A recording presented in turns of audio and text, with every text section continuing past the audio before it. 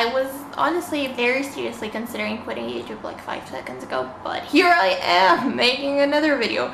Anyway, there's a lot of books to talk about, so without further ado, let's just jump into it. So a few of my friends were hosting the #Irish Readathon or whatever throughout the month, so I thought it would be a great opportunity for me to read some more Irish authors and, I don't know, support my pals and all that. So yes, here we are. First of all, this was kind of carrying over from February. I just forgot what month it was for a second there. So I was reading Fully Functional Human Almost, and I actually picked that up because Eva, one of the girls hosting the readathon, really enjoyed it. So I thought I'd just give it a chance because I really like Melanie's videos mostly. So I was like, yeah, sure. It's a memoir-y YouTuber book, so, you know, that says most of the things about it. I thought it was alright. I thought it was a lot how Melanie talks in her videos. So it did feel like that, and it did feel like you were chatting with a pal over a cup of tea or something, so that was nice. But it wasn't particularly memorable or anything, but it carried me through being snowed in. So that was fine. Yeah, it was like 3.5-ish out of 5. And then, on the theme of memoir type books, I read Odd Lost by Sarah Maria Griffin, and this is a memoir type thing about her year moving away from home in Ireland to San Francisco. And I love Sarah. If you don't know, her fiction-y debut, Spurned Found Parts, was one of my favorite books of last year. It's like a steampunky, kind of dystopian-y, post-apocalyptic Dublin set book where people are part like machine. Fun story. The day before I picked this up, I was going to the Imagine Dragons concert in Dublin, and trains were being delayed, so I was waiting with my sister for my friend Rachel, and Sarah spotted me at the train station and came to say hello and all that, and it was such a wholesome moment. I just love this woman so much. And so she told me, when I told her I'm going to read this, to keep in mind that she was very 24 and had very many feelings. And I'm just so mad at her because she was selling herself short with that, the way she said and all that, but this is such a good book. And partly it is because her writing style, when she writes nonfiction, does reflect a lot of her writing when she writes fiction. And I love her voice when writing fiction, so I thought this was so good.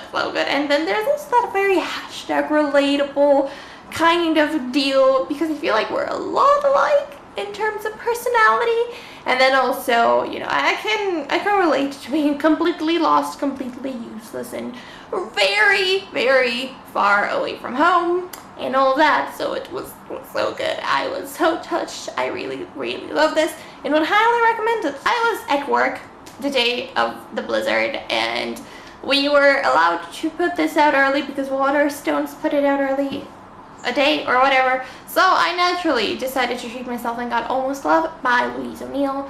And I had loved Louise's previous 2 books, Only Ever Yours, which is kind of a YA retelling of The Handmaid's Tale, and then Asking for It, which explores rape culture, and it's just a lot. So I was very excited to pick up her first official adult novel, except this is a lot about toxic love, and it's pretty much about this woman. Sarah was in her 20s, and she is like a failed artist turned art teacher at like a pretentious school, and she ends up in this kind of relationship. Think about friends with benefits, except they're not friends at all, and it's just the benefits, except the benefits are just benefits for the dude that could be her dad, because he's the dad of one of her students. It's just a mess. It's a mess. So it's like, man ain't shit. And I don't know, but I did really love this. I love Louise's writing style. I love her depiction of unlikable women that you still root for, and I love the themes of it, and I think she does a lot of nuance very well, and it's just a really solid book. It's very thought-provoking, it's a conversation starter, it's been selling quite well, and clearly there were some things that really touched me. I love Sarah's attraction to the sea, and it was really interesting to see her go to the same beach that I do when I feel kind of anxious and stuff, so that was really nice. And I love the moments where Louise talked about art and Sarah's experience with that and how she connects her value to her art and then her relationships with people around her and stuff. It was really cool. Then towards the end of the month, my friend Leanne, who's also one of the co-hosts of the Irish Readathon, and I buddy read Oh My God, What a Complete Ashland. And this is pretty much your like run-of-the-mill chick lady story about a woman just living her life and then deciding, you know what, she's not happy with it. She just wants her boyfriend to pop the question. She wants something to kind of spark up her routine. It was fine. We both agreed it was super light, super easy to get through. And then it got slightly darker towards halfway through, or maybe 3/4 through, and we both really enjoyed that. It does get on that Repeal the 8th theme, which highly relevant, highly appreciated, and as Leanne pointed out, kind of necessary in a book aimed towards young Irish women. That being said, if you're not Irish, you're not, gonna get a lot of this. I've been living here for a hot minute, and some of the things still kind of flew by me. I have never seen someone say crack so many times as Aisling does. I think this book is kind of aimed towards the Aislings of the world, which is great because that's, that's a demographic in itself.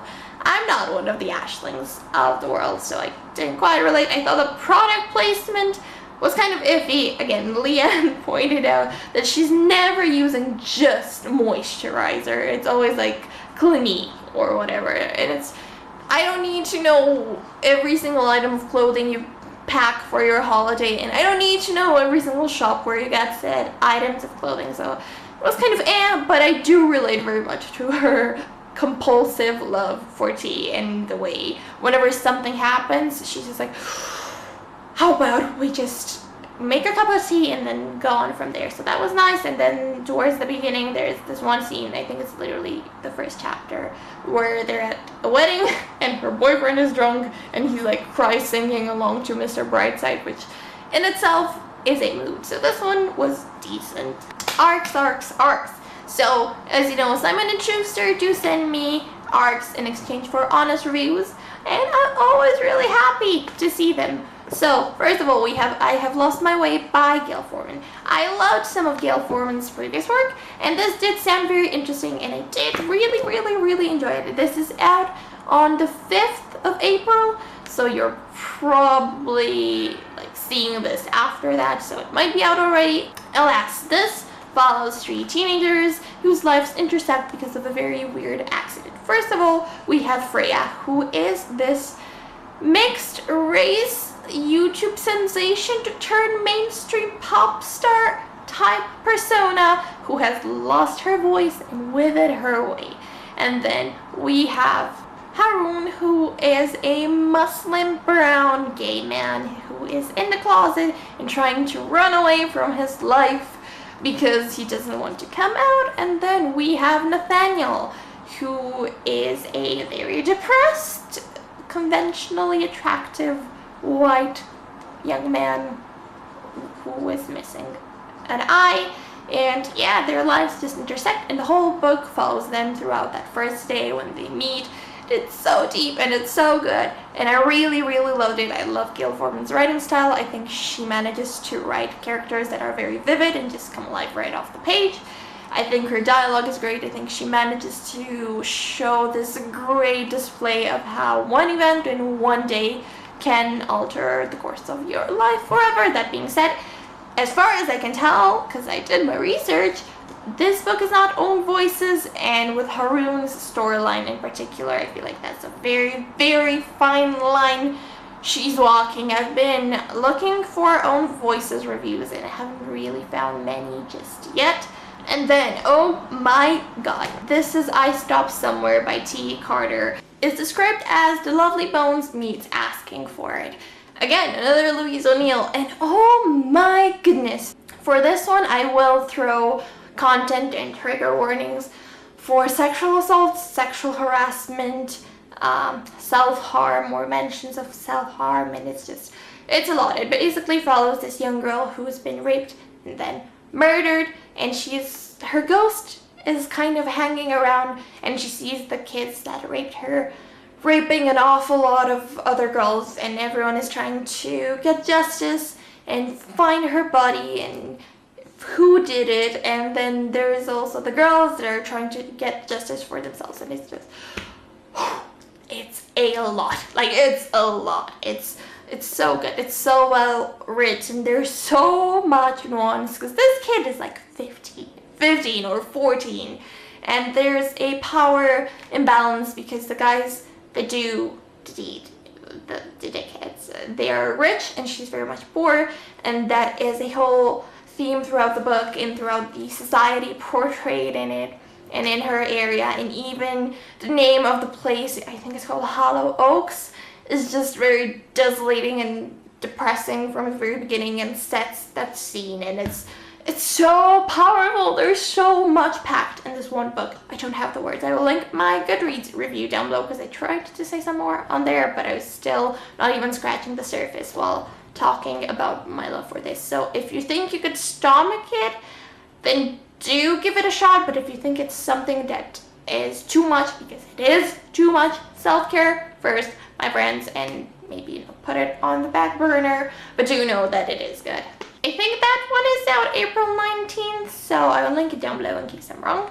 Then I read Sight Witch by Susan Dennard. This is a novella that kind of accompanies the Witchlands series, so that is Truth Witch and Wind Witch, both of which are some of my favorite books of all time, and this is one of my favorite series, and it's most definitely my favorite YA fantasy. So excited for Sight Witch, and this follows one of the minor characters from the other two installments, and that's as much as I will tell you, but it's so good. It's so good. It's set at this Sight Witch convent, and all the Sight Witches, except for our protagonist, Riber, I don't know how you pronounce her name. Anyway, so she doesn't get cold, but everyone else does, and she thinks they're in danger, so she sets out to save them, and shiz unleashes, and it's so good. I listened to Fantastic Beasts and Where to Find Them on audio just because it's narrated by Eddie Redmayne. I think it's kind of meh on audio, but Eddie Redmayne has a very soothing voice, so I liked that. Anyway, moving on. I went to a Holly Black event this month, so I wanted to, read some Holly Black beforehand. I love her, and I love her books, so that was all amazing. I first read The Coldest Girl in Coldtown, and this was in like 2012 when that vampire wave was just like going away. You know what? I'm still living in 2008, deep in my soul, so I love vampires. I thought this was great.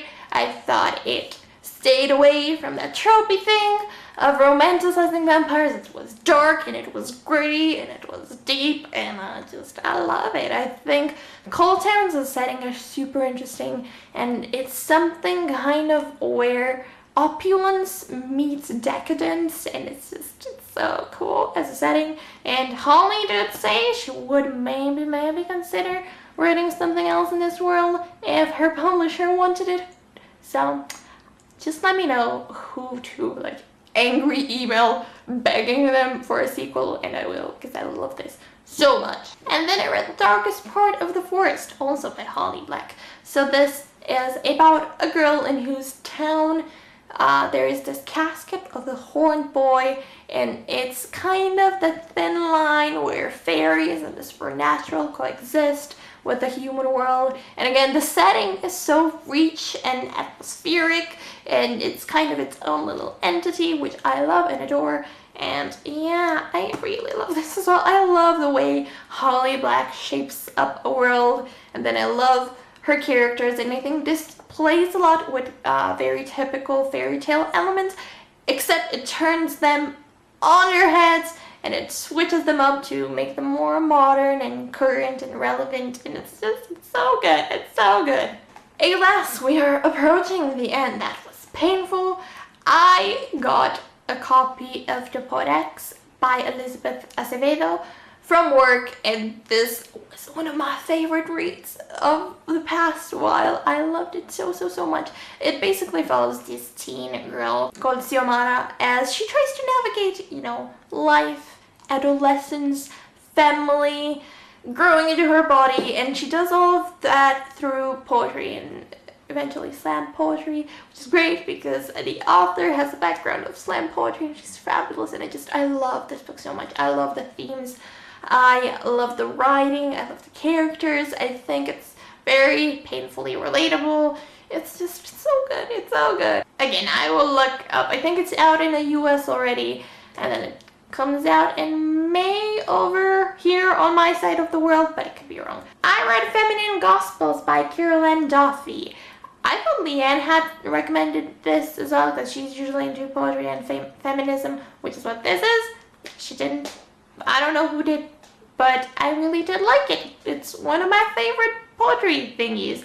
It's very feministy, it's very deep, it's very well written, it has so many themes, and it has so many viewpoints. It goes from this one portrayal of a school where it's just like these female teachers and then the students, who are also just girls, randomly start laughing and just like never stop. And then it has a poem that's kind of written from the perspective of Elizabeth I.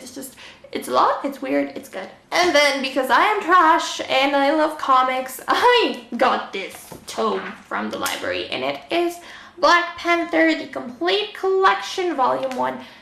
I didn't really like this. I didn't like it. I didn't love the writing style, and then I didn't love the storyline and what bothered me the most. So the Dora Milaje are teenagers, and it's literally just Nakia and Okoye in this one, and they're underage kind of sister wives to T'Challa, except he's not into that. But you know what? Agent Ross was the whiniest little bitch, and I hate him so much.